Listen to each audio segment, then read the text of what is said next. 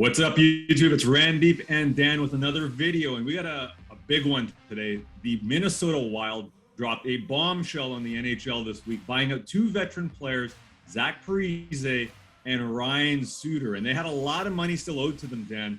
Your reaction to the move, first of all? Anytime you get the opportunity to kick your problems down the road, it tends to work out well in life, doesn't it? Right, Randy? It didn't work that way for me in university with studying, so no. I don't know what the Wild are thinking here. Well, I kind of see it from a couple of different perspectives, but it's not a great choice that Bill Guerin and the Minnesota Wild have made here. And really it comes down to, wanting to open up cap space for Kevin Fiala and obviously Kirill Kaprizov and their extensions that are to come this summer. It settles some of their expansion draft problems.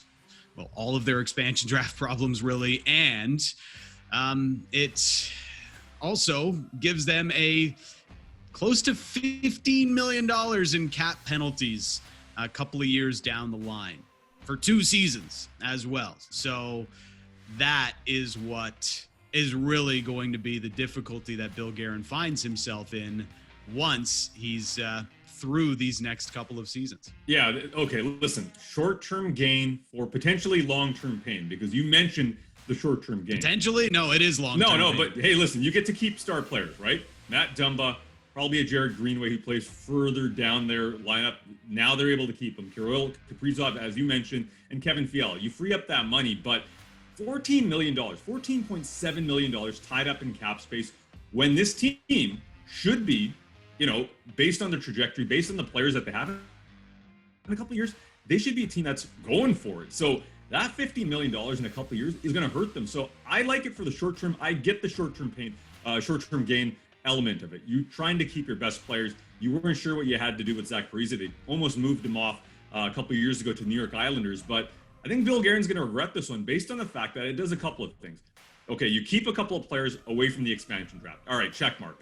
I get it. But the Kirill Kaprizov deal, if you are owing $15 million over the those 2 years that you mentioned, do you have enough money to pay Kirill Kaprizov long term? The answer to that is probably no. You're probably gonna have to go bridge deal. And guess what? In a couple of years' time, you're probably gonna have to pay him that much more money. So I think you basically write off any chance of a long-term deal here.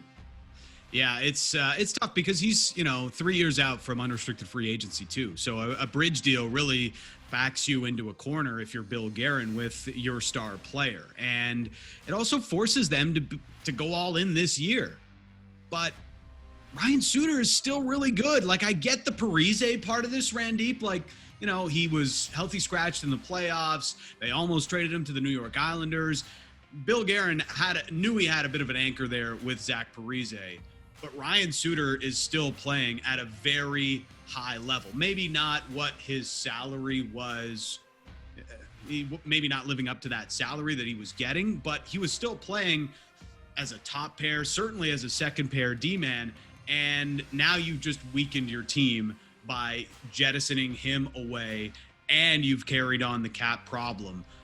I just don't understand why they wouldn't even approach the conversation to waive the no-move clause with Ryan Suter, because as Michael Russo of The Athletic reported, as of Monday afternoon, they had not even approached that conversation. And that is just mind-blowing to me. How do you not even explore that possibility? Because there's no way Seattle's taking on that contract unless you're attaching an asset to it. So that is just, to me, what really I can't quite figure out, because I don't feel like Bill Guerin exhausted every option that he had here. I understand wanting to keep him at Dumba. Damn good player, probably would have been one of the more coveted players in the expansion draft, or at least in the lead up to the draft. Teams are probably calling to see if he's available, if they're going to expose him and lose him for free. But the Ryan Suter element, yes, he's a good defenseman. How do you not have that conversation with him and that no movement clause? How do you not have that conversation? I'm with you on that one. I don't get it. I can totally justify him keeping Matt Dumba over Ryan Suter. Ryan Suter's a good player, but Matt Dumba's younger. He's cheaper. And yes, you're going to have to pay him in a couple of years when he's hitting UFA status. But that's something that you're willing to do with a younger player, especially if you're in the win now mode, which Minnesota making these sort of moves, yeah, it seems like they are ready to take that next step. But beyond that, though, now if you look past these two guys, because Parise, we all knew it was coming at some point, whether it was going to be a move, whether it was going to be a salary dump type of move or a straight out buyout like this, or Ryan Suter move. Beyond this, though, now looking at this team, the way that they are, because they're not going to lose anything substantial from the expansion draft, are they ready to win now? Are they that good yet, Dan? Are they ready to compete with the best in the Central? Well, I think now they have to be all in for this year. I mean, you've just opened up $10 million of cap space. The way it was working out, they had about 15 million.